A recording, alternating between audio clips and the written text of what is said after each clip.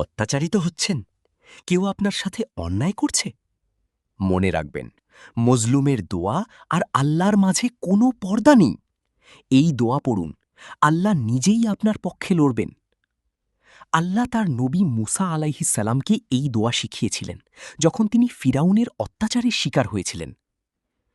রব্বানা লা তাজআলনা ফিতনাতাল লিল কওমিয যালিমিন ওয়ানাজ্জিনা বিরহমাতিকা মিনাল কওমিল কাফিরিন।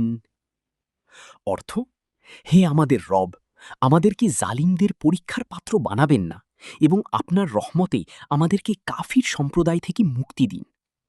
সূত্র সূরা ইউনুস আয়াত ৮৫-৮৬। নবীজি সাল্লাল্লাহু আলাইহি ওয়াসাল্লাম বলেছেন, মজলুমের দোয়া এবং আল্লাহর মাঝে কোনো পর্দা নেই। অন্যায়ের শিকার হলে এই দোয়া পড়ুন, বিচার আল্লাহর হাতে।